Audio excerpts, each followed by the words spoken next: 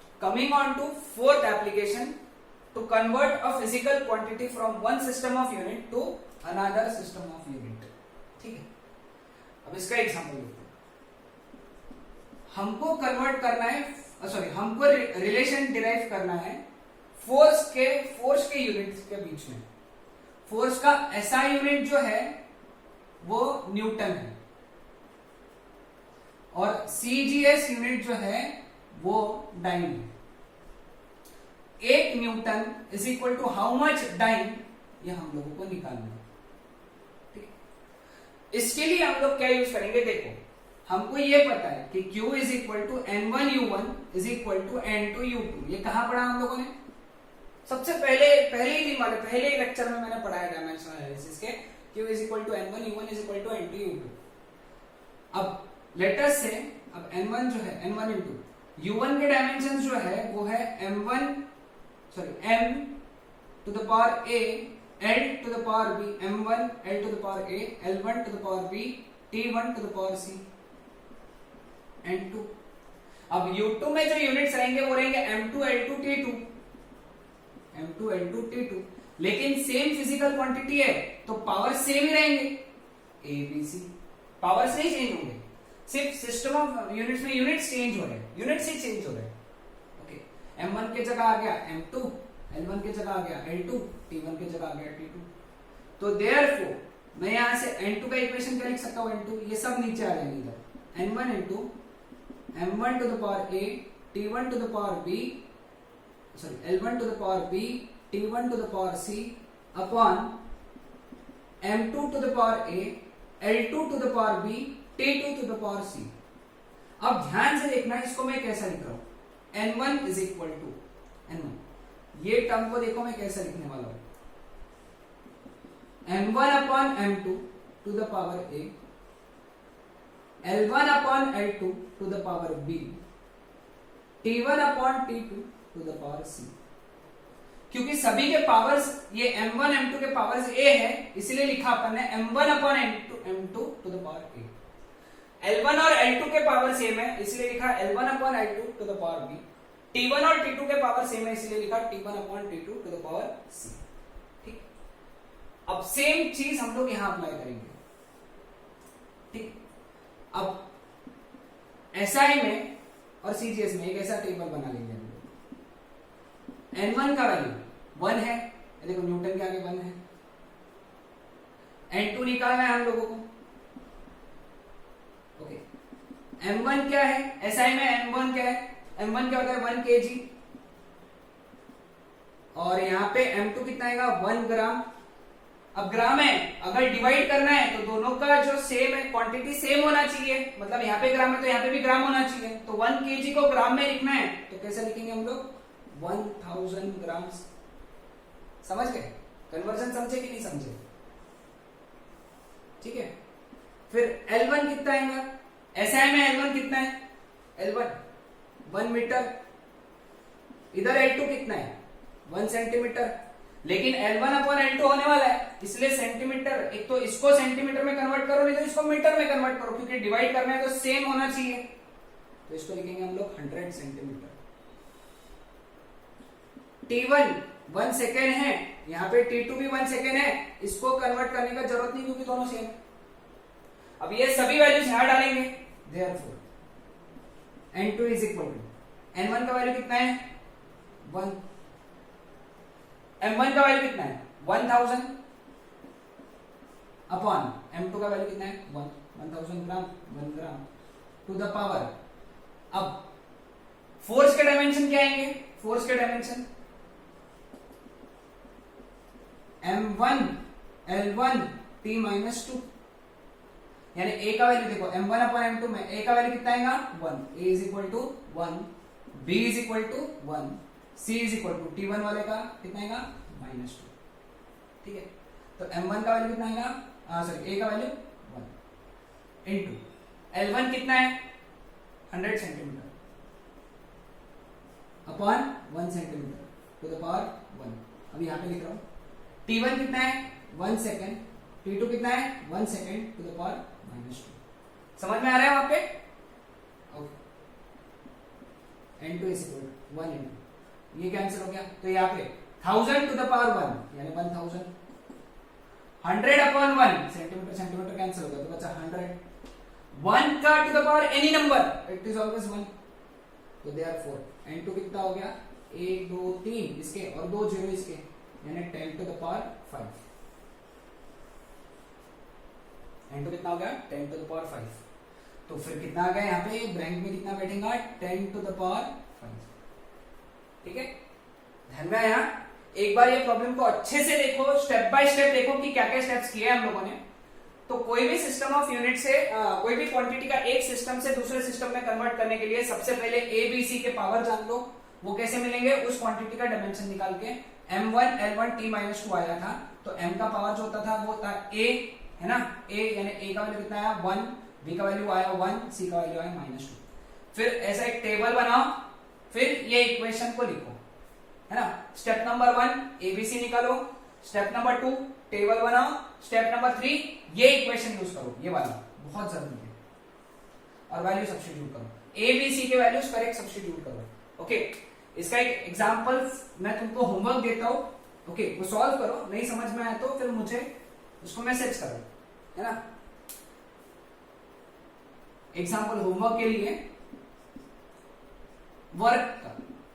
Work का SI unit जो है वो है जूल, सीजीएस यूनिट जो है अर्थ, तुमको निकालना है 1 joule is equal to how much erg. Work के डायमेंशंस है m1 l2 t-2, मैंने कहा डाला करने के लिए, तो a का वैल्यू 1, b का वैल्यू कितना आएगा 2, करेक्ट, और c का वैल्यू कितना आएगा -2। तो a b c आ गए, वो इक्वेशन कौन सा वाला इक्वेशन लिखेंगे, n2 is equal to m1 upon m2 to the power a यानी 1, l1 upon l2 to the power b यानी 2, t1 upon t2 to the power c यानी -2। टेबल बनाना है, लेकिन हाँ टेबल तुम बनाओगे, टेबल वही है, लास्ट वाला ही टेबल बनाना है, टेबल चेंज नहीं होने वाला है, टेबल वही रहेगा, सब आधा तो काम मैंने कर दिया तुम्हारे लिए। सो ये थे सारे applications of dimensional analysis. Okay, that's it.